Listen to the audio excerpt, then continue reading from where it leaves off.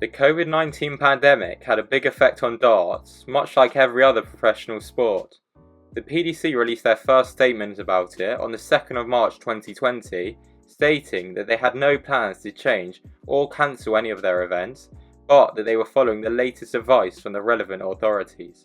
They gave health tips for people attending their events, as well as saying that players did not have to give handshakes and were less likely to take photos with fans or sign autographs. 8 days later, the first tournaments were postponed, with 2 Eurotour events in Germany called off due to federal government guidelines. A day later, another German Eurotour event was postponed, and the day after that, which was the 15th of March 2020, the final in-person PDC event before lockdown was held, with Players Championship 8. 4 days after that event, the PDC announced that all tour events in April were cancelled. The UK went into lockdown a few days later, and in April, another announcement came out saying that no events would be held in May or June. In mid-June, the PDC announced that in-person PDC darts would return with the Summer Series at the start of July, which was a block of 5 Players Championship events. A week before this block began, it was announced that the World Match Play would be the first major back, but they would be held behind closed doors. This created a dilemma for the PDC, as the World Match Play usually has arguably the best crowd in world darts. How could they attempt to try and replicate this in a small room with no crowd? The PDC chose to keep the walk-ons and crucially make use of fake crowd noise that both players on the stage could hear as well as fans at home. Matt Porter stated that he felt the players would respond better to that than if they were playing in a silent hall. The crowd noise featured murmuring and neutral noises during the legs, and then cheers after the players hit a leg-winning double. It was operated manually by the TV crew from Sky Sports. The crowd noise caused drama during the Premier League, as whistling noises were played when Gerwyn Price was throwing. Stayed focused. Great. Price responded to this by saying that he wasn't sure whose decision it was, but that it was ridiculous and made him not want to be there. Price spoke about it further at the Grand Prix. We have a couple of tournaments where you get whistles and everything in the crowd, and to have it played here in this event when it's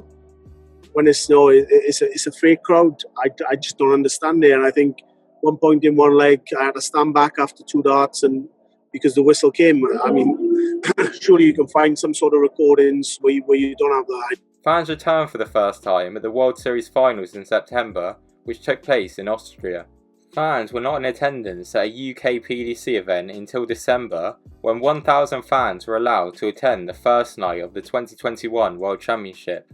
However, disaster struck for the event, as London was placed under Tier 3 restrictions, meaning that fans were only allowed to attend the first night. Therefore, from the second day onwards, the event was held behind closed doors, and the fake crowd noise had to return.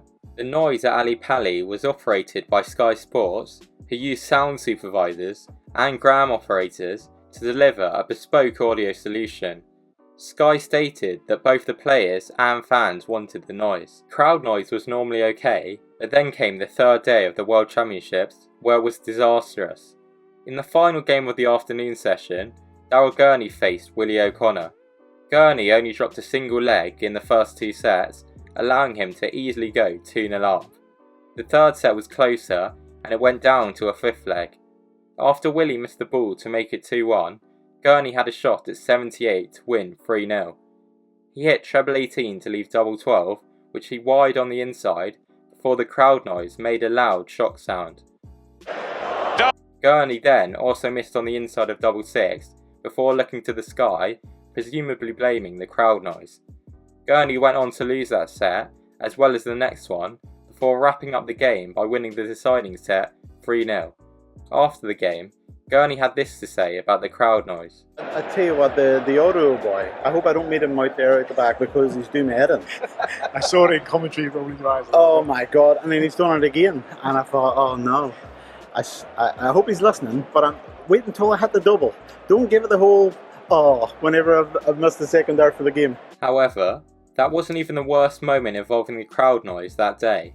In the evening session, Danny Lauby faced Ryan Sell in the penultimate game of the day. This was Lauby's World Championship debut, which he secured by winning the CDC Continental Cup which was used as the North American Championship wasn't held due to COVID.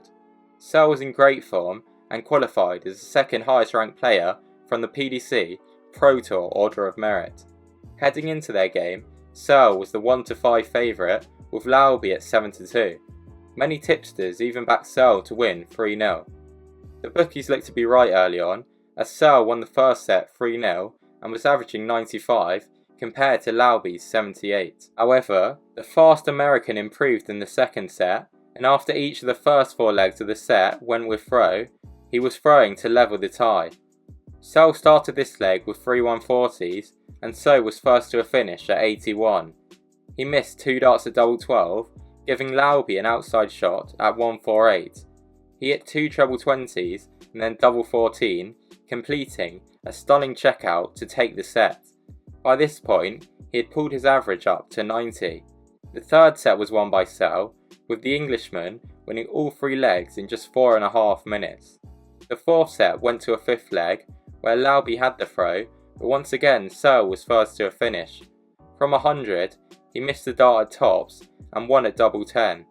Laube then couldn't take out 76, allowing Searle 3 more match darts, all of which he missed. Danny then hit double 10 to force the deciding set. Searle went 2-1 up in this fifth set and then missed another match dart at tops. After Laube missed 2 darts at double 14, Searle missed another 2 match darts. Then came the very unfortunate moment. Laube stepped up needing 28 to force the last leg decider. He came inside of double 14 and then missed outside the double 7.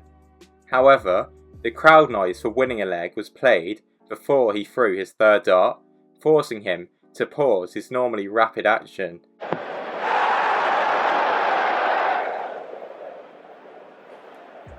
This clearly put Laube off and he missed his third attempt. On commentary, Wayne Mardle called it like this. That was Ryan, just you've unfortunate. required 2. Really feel for Dan. Searle then hit double 1 to get the win. Fans on social media were very critical of the sound interruption and called out Sky.